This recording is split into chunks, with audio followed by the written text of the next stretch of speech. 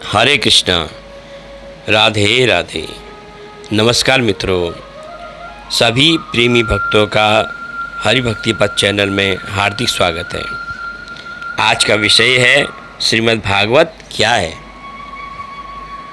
श्रीमद् भागवत साक्षात भगवान का स्वरूप है, इसीलिए श्रद्धापूर्वक इसकी पूजा अर्चना की जाती है। इसके पठन एवं श्रवण से भोग और मोक्ष दोनों ही सुलभ हो जाते हैं। मन की शुद्धि के लिए इससे बड़ा कोई साधन नहीं है। सिंह की गर्जना सुनकर जैसे भेड़िए भाग जाते हैं, वैसे ही भागवत के पाठ से कलयुग के समस्त दोष नष्ट हो जाते हैं। इसके श्रवण मात्र से हरि हृदय में विराजित हो जाते हैं। श्रीमद् भागवत में कहा गया है कि बहुत से शास्त्र सुनने से क्या लाभ है, इससे तो व्यर्थ का भ्रम बढ़ता है। भोग और मुक्ति के लिए तो एकमात्र भागवत शास्त्र ही पर्याप्त है। हजारों अश्वमेध और वाजपेयी यज्ञ इस कथा का अंश मात्र भी नहीं। फल की दृष्टि से भागवत की समानता गंगा, गया, काशी, पुष्कर या प्रयाग कोई भी तीर्थ नहीं कर सकता। सम्मान के साथ सेवा का अवसर दिलाने में सहायक जनमानस में भागवत का विशिष्ट स्थान है। अतः भागवत के ज्ञाता के लिए रोजगार की समस्या आड़े नहीं आती। आज लाखों लोग भागवत प्रवक्ता बनकर स्वयं धन कमा रहे हैं और दूसरों को भी जीवन यापन का अवसर प्रदान कर रहे हैं। इस प्रकार भागवत का ज्ञान प्राप्त करके तथा प्रवचन आकार बनकर कोई भी व्यक्ति धन के साथ सम्मान और यश भी अर्जित कर सकता है। क्योंकि बहुत दिनों तक चित्तवृत्ति को वश में रखना तथा नियमों में बंधे रहना कठिन है, इसीलिए भागवत के सप्ताह श्रवण की विधि उत्तम मानी गई है। भाद्रपद, अश्विन, कार्तिक, मार्गशीर्ष, आषाढ़ और श्रावण मास के शुभ मुहूर्त में कथा सप्ताह का आयोजन होना चाहिए। तथापि भागवत में स्पष्ट कहा गया है कि इसके पठन श्रवण के लिए दिनों का कोई नियम नहीं है।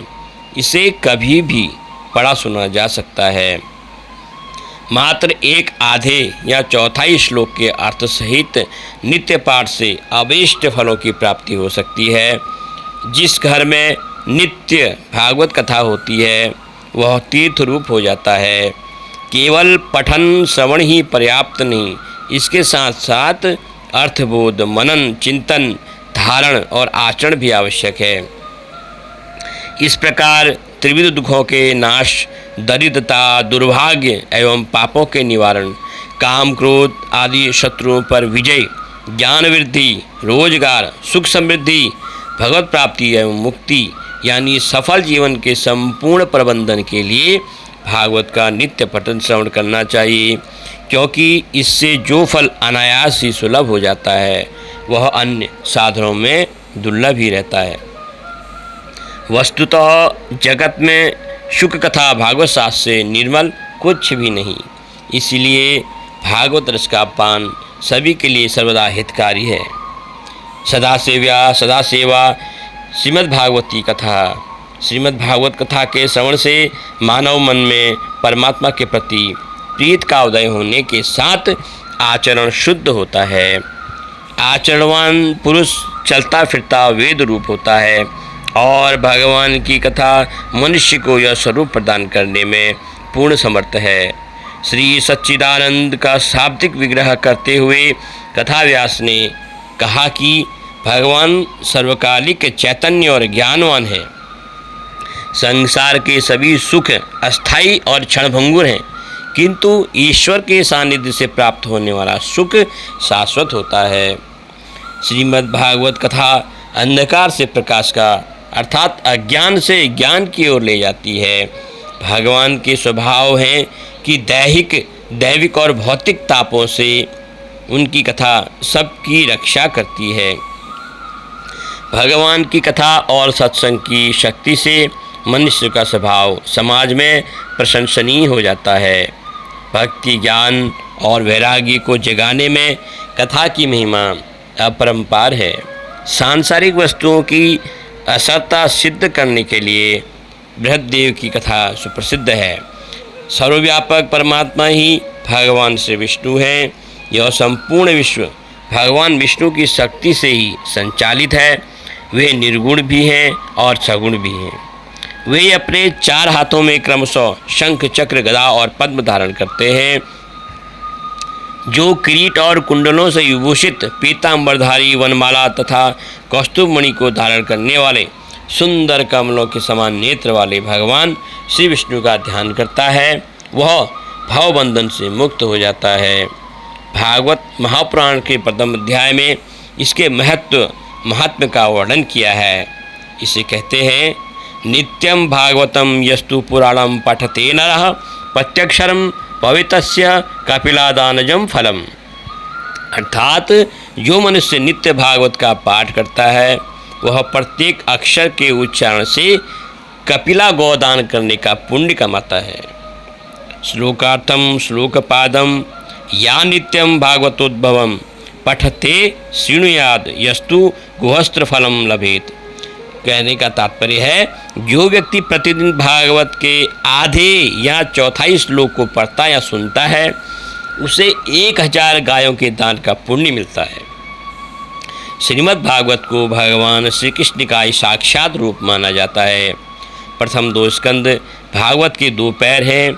तीसरे स्कंद को भगवान श्री कृष्ण की नाभि, चौथे को भगवान का पेट, 5वें स्कंद को भगवान श्री कृष्ण का सीना, 6ठे स्कंद को भगवान का हृदय, 7वें 8वें को भगवान श्री कृष्ण की दोनों भुजाएं, 9वें को भगवान श्री कृष्ण का गला, 10वें को भगवान श्री कृष्ण का सुंदर मुखमंडल, 11वें स्कंद को भगवान श्री कृष्ण की माँ का माथा और 12वें स्कंद को भगवान श्री कृष्ण का सिर कहा गया है।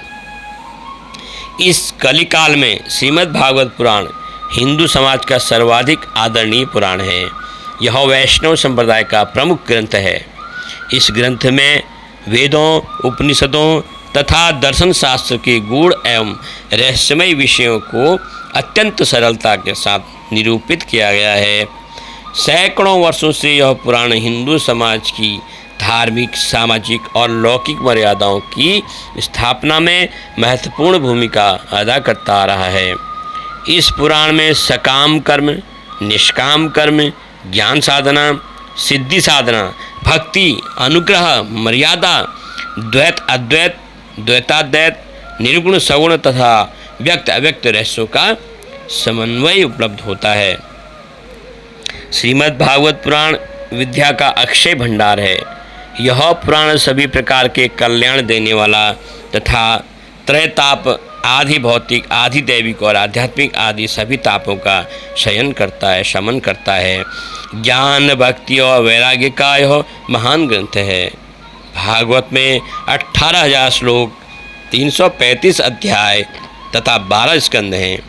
इसके विभिन्न स्कंदों में विष्णु के लीला अवतारों का वर्णन बड़ी सुकुमार भाषा में किया गया है, परंतु भगवान कृष्ण की ललित लीलाओं का विशद विवरण प्रस्तुत करने वाला 10वां स्कंद भागवत का हृदय है।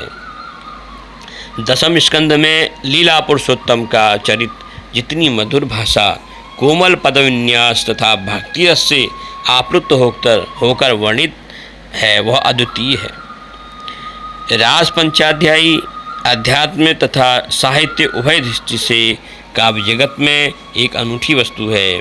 वेणुगीत, गोपी गीत, युगल गीत, भ्रमर गीत ने भागवत को काव्य के उदात्त स्तर पर पहुंचा दिया है।